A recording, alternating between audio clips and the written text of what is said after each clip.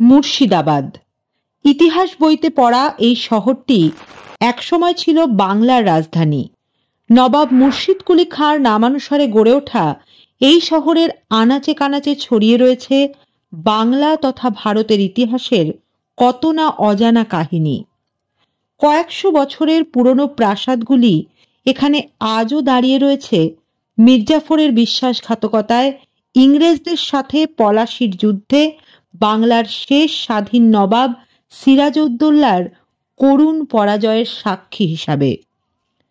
নমস্কার বন্ধুরা, wanderlust Bengali blog চ্যানেলের আরও একটি নতুন ঘোরার গল্পে তোমাদের স্বাগত। শীতের শেষ আমেজটুকু গায়ে মেখে আমরা পৌঁছে গেছিলাম মুর্শিদাবাদ জেলায়। সেই ভ্রমণের কাহিনী সাথে অবশ্যই বেশ কিছু অজানা ঐতিহাসিক তথ্য থাকবে আমাদের আজকের ভিডিওতে। তাহলে শুরু করা যাক আজকের গল্প।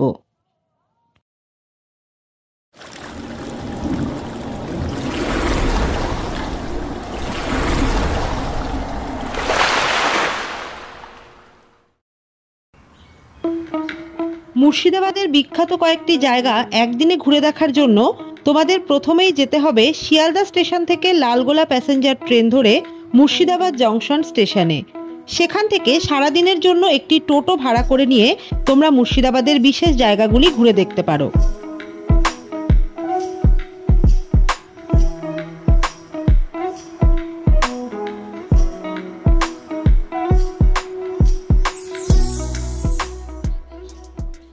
আমরা এখন রয়েছি মুর্শিদাবাদের সবচেয়ে জনপ্রিয় ট্যুরিস্ট স্পট হাজারদুয়ারি প্যালেস এবং মিউজিয়ামের সামনে। আমার পেছন দিকে রয়েছে হাজারদুয়ারি প্যালেসের উল্টো দিকে থাকা ইমামবাড়া, আর সামনের দিকে রয়েছে হাজারদুয়ারি প্যালেস। তো আমরা টিকিট কেটে নিলাম। টিকিটের দাম পার হেড 25 টাকা করে। আর আমরা যেহেতু স্টুডেন্টদের সাথে এসেছি আজকে, তো স্টুডেন্টদের আলাদা করে কোনো এক্সট্রা টিকিট কাটতে হয় না। তো আমরা এবার হাজারদুয়ারি প্যালেসের ভেতরে ঢুকবো।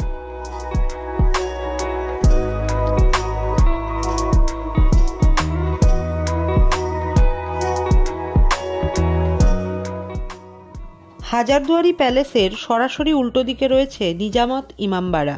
এটি প্রথমে প্রতিষ্ঠা করেছিলেন নবাব সিরাজউদ্দৌলা।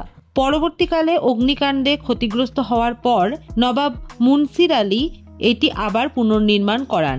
এই নিজামত ইমামবাড়াটি সারা বছর বাইরের দর্শকদের জন্য খোলা থাকে না, শুধুমাত্র মহরমের সময় 10 দিন মতো খোলা থাকে। বাকি সময় বাইরে থেকেই ইমামবাড়াটি দেখতে হয়। এখন রয়েছি হাজারদুয়ারি প্যালেসের বাইরের দিকে। হাজারদুয়ারি প্যালেসের ভেতরে ফটোগ্রাফি বা ভিডিওগ্রাফি কোনোটাই অ্যালাউড নেই। যদি তোমরা কোনো ক্যামেরা বা মোবাইল ক্যামেরাও ইউজ করতে চাও, সেটাও এখানে বারণ রয়েছে। আর ক্যামেরা তো আগেই বাইরে রেখে আসতে হয়। মোবাইল নিয়ে ভেতরে ঢুকতে পারলেও ভিডিওগ্রাফি বা ফটোগ্রাফি কোনোটাই করা সম্ভব নয়। তাই ভেতরের কোনো কিছুই তোমাদের দেখানো সম্ভব হলো না, তবে বাইরে থেকে যতটা সম্ভব তোমাদের দেখিয়ে দিচ্ছি।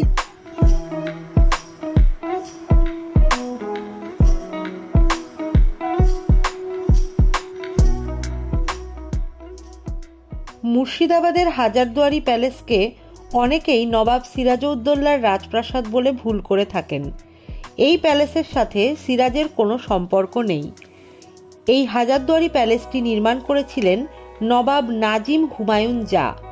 বর্তমানে হাজারদুয়ারি প্যালেসটি একটি মিউজিয়াম হিসাবে ব্যবহৃত হয়।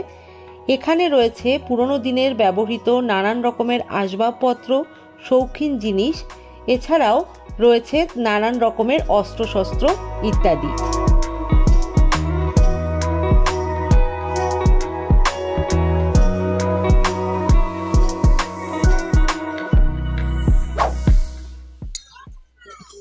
এবার আমরা দেখব কাঠগোলা বাগান এবং কাঠগোলা রাজপ্রাসাদ। এটা ঠিক প্রাসাদ বলা ভুল, এটা এক প্রকার বাগান বাড়ি বলা চলে।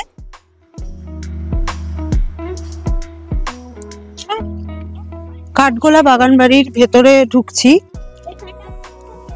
তো এই জায়গাটা বেশ সুন্দর, অনেক গাছগাছালি রয়েছে, সুন্দর পথ করা রয়েছে। তো ভেতরে গিয়ে সম্ভবত টিকিট রয়েছে, টিকিট কেটে ভেতরে প্রবেশ করতে হবে। তার আগে আমরা বাইরের এই রাস্তা দিয়ে ভেতরের দিকে যাচ্ছি।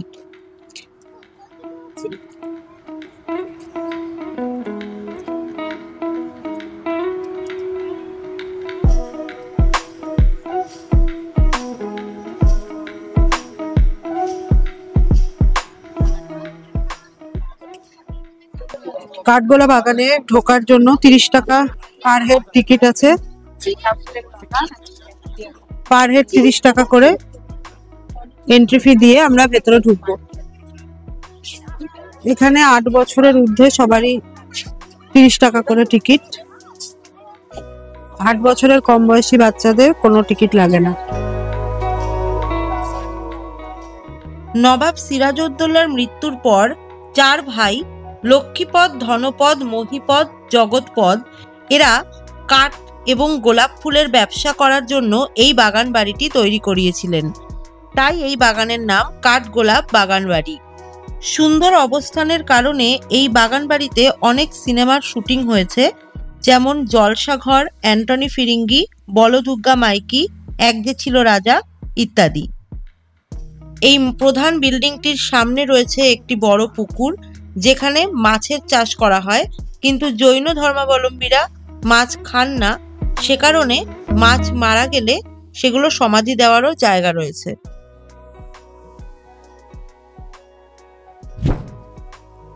পরেশনাথ জৈন মন্দির বাইরে থেকে তোমাদের দেখাচ্ছি, ভেতরে মোবাইল অ্যালাউড নয়। সুন্দর এই মন্দিরটি রয়েছে কাঠগোলাপ বাগান বাড়ির মধ্যেই। দারুণ গোলাপ গাছের সমাহার মন্দিরের সামনেই, মোটামুটি চারিদিকেই রয়েছে এই গোলাপের বাগান। কাঠগোলা বাগানের মধ্যে এই যে জায়গাটা, এটা ছিল পদ্মপুকুর। এই মুহূর্তে এখানে কোনো পদ্ম গাছ দেখা যাচ্ছে না, কিন্তু যখন এই বাগান বাড়ি তৈরি হয় সেই সময় এখানে পদ্মপুকুর ছিল এবং সেখান থেকে পদ্ম ফুল নিয়ে এই জৈন মন্দিরে পুজো দেওয়া হতো। তো এই জায়গাটি পদ্মপুকুর নামেই পরিচিত।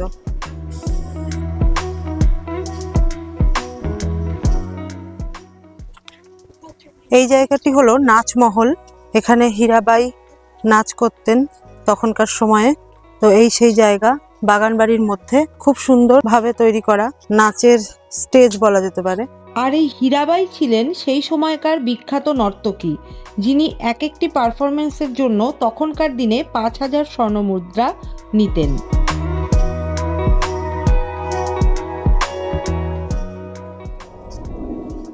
এখন দেখে নেব পাখিরালয়। কাঠগোলা বাগানের ভেতরেই রয়েছে এই পাখিরালয়, পাখির চিড়িয়াখানা। তো এই যে পাখিরালয় দেখতে পাচ্ছ, এর ভেতরে এবারে আমরা প্রবেশ করছি।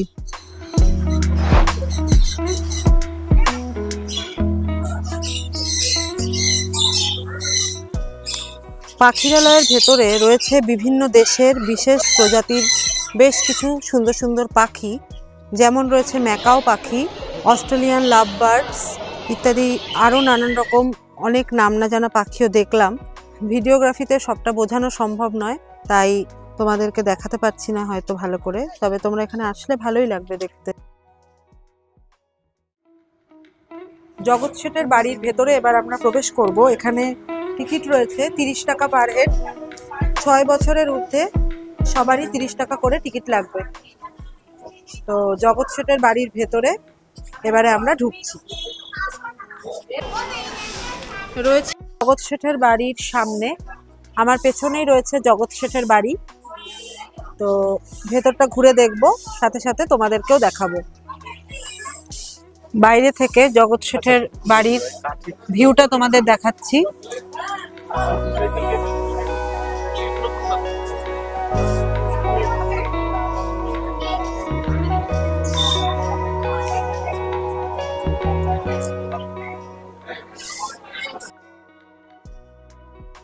বর্তমানে জগৎ শেঠের বাড়িটি একটি মিউজিয়াম হিসাবে গড়ে তোলা হয়েছে। এর ভেতরে রয়েছে পুরনো দিনের অস্ত্রশস্ত্র, আসবাবপত্র, শৌখিন জিনিস, এছাড়াও তখনকার ব্যবহৃত নানান রকম জামাকাপড়ও এই মিউজিয়ামের মধ্যে রাখা রয়েছে। জগৎ শেঠের বাড়ির ভেতরে ক্যামেরা অ্যালাউড নয়, তাই বাইরে থেকেই তোমাদেরকে দেখাচ্ছি। তবে এখানে আসলে অবশ্যই জগৎ শেঠের বাড়িটা তোমরা ঘুরে নিও।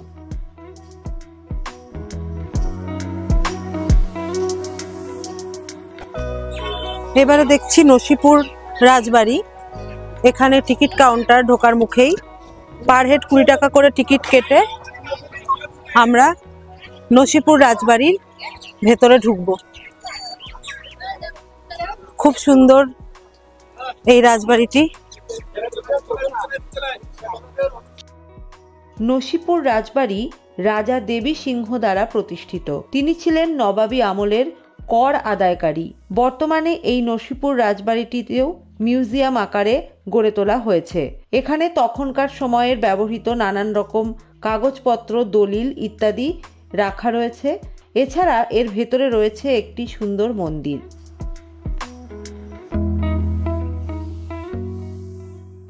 সন্ধে নেমে আসছে, আমাদের এবার বাড়ি ফেরার পালা।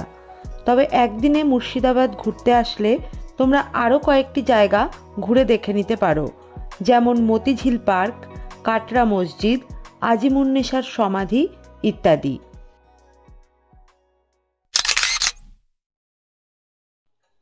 মুর্শিদাবাদের পথে পথে ঘুরে এই ঐতিহাসিক স্থানগুলো দেখতে দেখতে অনেকটা সময় আমরা পিছিয়ে গিয়েছিলাম। আজকের আমাদের এই ঘোরার গল্পটি কেমন লাগলো অবশ্যই কমেন্ট করে জানিও। ভালো লাগলে একটু লাইক করে দিও। এরকম আরও অনেক গল্প জানতে হলে আমাদের channel wanderlust Bengali blog subscribe করে রেখো। দেখা হবে খুব শিগগিরই আবারও নতুন কোনো জায়গার ঘোরার গল্প নিয়ে।